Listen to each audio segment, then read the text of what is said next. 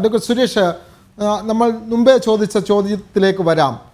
Advocate soya Joseph പറഞ്ഞ ഒരു കാര്യം, ഹരിയാനയിൽ ഉയർന്നു വന്ന പ്രതിഷേധങ്ങളെ കണ്ടില്ലെന്ന് നടിക്കാൻ കഴിയുമോ?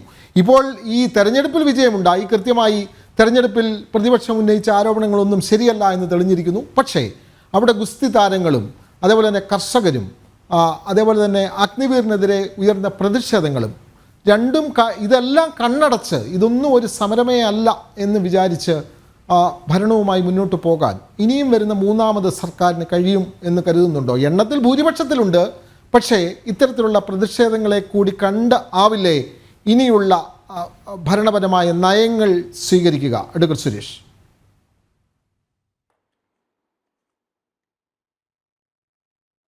തീർച്ചയായിട്ടും അത്തരത്തിലുള്ളൊരു ചോദ്യത്തിന് വളരെ പ്രസക്തിയുണ്ട്.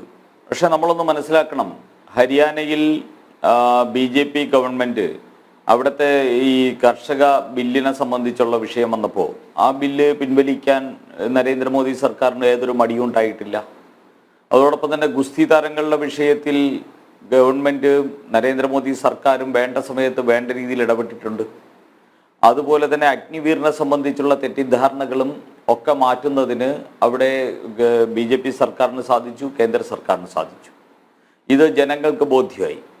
ഇവിടെ ഇതൊക്കെ ചെയ്തിട്ടും അഗ്നിവീറിനെ സംബന്ധിച്ചും അതോടൊപ്പം തന്നെ കാർഷിക ബില്ലിനെ സംബന്ധിച്ചും ഉള്ള വിഷയങ്ങൾ പരിഹരിക്കപ്പെടുമ്പോഴും അവിടുത്തെ കർഷകരെ ബോധ്യപ്പെടുത്തുമ്പോഴും കോൺഗ്രസ് നേരിട്ടല്ലെങ്കിലും ഇവിടെ പല ലോബികൾ BJPക്കെതിരായിട്ട്, BJPയുടെ കേന്ദ്ര സർക്കാരിനെതിരായിട്ട് രാജ്യത്തുണ്ടാകുന്ന അഭൂതപൂർവമായിട്ടുള്ള വികസനത്തിനെ അട്ടിമറിക്കുന്നതിന് വേണ്ടി ചില അന്താരാഷ്ട്ര ഗൂഢാലോചനകൾ ഇന്ത്യക്കകത്തുള്ള ചില ആൾക്കാരുമായിട്ട് ചേർന്ന് നടക്കുന്നുണ്ട്.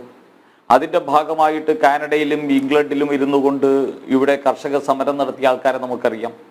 അതേ ആൾക്കാർ തന്നെയാണ് ഗുസ്തി താരങ്ങളുടെ സമരത്തിലും വന്ന് നിന്നത് എന്ന് നമ്മൾ കാണുന്നു. അതുപോലെ തന്നെ ഈ അഗ്നിവീറിൻ്റെ വിഷയവും ഉയർത്തിക്കൊണ്ടുവരുന്നത് ഒരേ സംഘങ്ങൾ തന്നെയാണ്. ഇതൊക്കെ ഒരുമാതിരി ഔട്ട്സോഴ്സ് ചെയ്തതുപോലെയോ പെയ്ഡ് സമരങ്ങളെ പോലെയോ മാറുന്ന ദയനീയമാർന്ന സാഹചര്യമാണ് കണ്ടത്. അതുപോലെ ഇത് ഹരിയാനയിൽ മാത്രമല്ല, പഞ്ചാബിലുണ്ടായിരുന്നല്ലോ.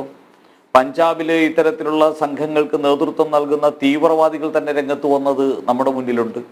അപ്പോൾ ആഗോളതലത്തിൽ ഇന്ത്യയെ അസ്ഥിരപ്പെടുത്താൻ ആഗ്രഹിക്കുന്ന, ഇന്ത്യയെ തകർക്കാൻ ആഗ്രഹിക്കുന്ന, നരേന്ദ്രമോദി സർക്കാരിനെ വലിച്ച് താഴെ ഇറക്കണമെന്ന് ആഗ്രഹിക്കുന്ന ശക്തികളുടെ പെയ്ഡായിട്ടുള്ളതോ അല്ലെങ്കിൽ ഔട്ട്സോഴ്സ് ചെയ്യപ്പെട്ടിട്ടുള്ളതോ ആയിട്ടുള്ള സമരമായിരുന്നു പലയിടത്തും നടന്ന സമരമെന്ന് ഇപ്പോൾ ജനഹിതത്തിലൂടെ ബോധ്യമായിരിക്കുന്നു. BJP അത്തരത്തിലുള്ള ഒരു ആരോപണം ശക്തമായിട്ട് നേരത്തെ ഉന്നയിച്ചിരുന്നില്ല. പക്ഷേ ജനഹിതം പറയുന്നത് ജനങ്ങൾ ഈ സമരാഭാസങ്ങളോടൊപ്പമായിരുന്നില്ല. ജനങ്ങൾ നരേന്ദ്രമോദി സർക്കാരിനോടൊപ്പമായിരുന്നു, ഹരിയാനയുടെ സർക്കാരിനോടൊപ്പമായിരുന്നു. കാരണം ഹരിയാനയിൽ നരേന്ദ്രമോദി മത്സരി 2024 പാർലമെന്റ് തെരഞ്ഞെടുപ്പിൽ കിട്ടിയതിനേക്കാൾ വോട്ട് ഈ അസംബ്ലി തെരഞ്ഞെടുപ്പിൽ ഹരിയാനയിൽ കിട്ടിയിട്ടുണ്ട് എന്നുള്ളതാണ് യാഥാർത്ഥ്യം. അപ്പോൾ അതിൽ നിന്ന് നമുക്ക് വ്യക്തമാകുന്നത് അവിടുത്തെ സർക്കാരിനെതിരായിട്ടുള്ള ആന്റി ഇൻകംബൻസി ഫാക്ടർ ഉപയോഗിച്ച് അധികാരത്തിൽ വരുമെന്ന് ഉറപ്പിച്ച് ആൾക്കാരെയും വിളിച്ചുകൂട്ടി രഥങ്ങളുമൊക്കെ ഇറക്കി ആ രഥത്തിൽ കയറി പോകാൻ വേണ്ടി രാഹുൽ ഗാന്ധിയെയും അതോടൊപ്പം തന്നെ അവിടുത്തെ കോൺഗ്രസിന്റെ നേതാവ് ഭൂപേന്ദ്ര ഹൂഡയും ഒക്കെ തയ്യാറായിട്ട് നിൽക്കുന്ന ഒരു സാഹചര്യത്തിലാണ് അവിടെ ഈ ജനഹിതം എന്താണ് എന്ന് പ്രതിഫലിപ്പിച്ചുകൊണ്ടുള്ള തെരഞ്ഞെടുപ്പ് ഫലം പുറത്തു വരുന്നത്. അപ്പോൾ ഇതിൽ നിന്ന് നമ്മൾ മനസ്സിലാക്കേണ്ടത്, ഇവിടെ വേറൊന്നുകൂടെ നമ്മൾ കാണണം എന്നാണ് ഞാൻ ഇവിടെ ഈ സമയത്ത് പറയാൻ ആഗ്രഹിക്കുക. കാരണം ഹിമാചൽ പ്രദേശ്, തെലുങ്കാന, കർണാടക ഇവിടെയൊക്കെ BJPയുടെ ക്ഷേമപരമായിട്ടുള്ള പദ്ധതികൾ, ജനങ്ങളോടൊപ്പം ചേർന്ന് നിൽക്കുന്ന പദ്ധതികളെ ഒക്കെ വെല്ലുവിളിച്ചുകൊണ്ട് കോൺഗ്രസിൻ്റെ അതാത് സംസ്ഥാനത്തെ ഘടകങ്ങൾ വലിയ വലിയ പദ്ധതികൾ, ജനകീയ പദ്ധതികൾ മുന്നോട്ട് വെച്ചു.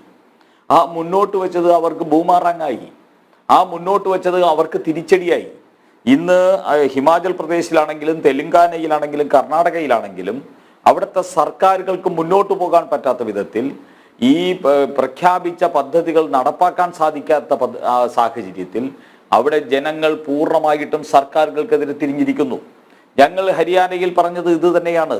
നിങ്ങൾക്ക് താൽക്കാലികമായിട്ട് വോട്ടിനു വേണ്ടി മോഹന സുന്ദര സ്വപ്നങ്ങൾ ഈ കോൺഗ്രസ്സുകാർ തന്നേക്കാം, പക്ഷെ ഇവർക്ക് അത് നടപ്പാക്കാൻ സാധിക്കില്ല. ഞങ്ങൾ പറഞ്ഞു, അത് അവിടുത്തെ ജനങ്ങൾക്ക് മനസ്സിലായി. കാരണം നിരവധി പദ്ധതികളാണ്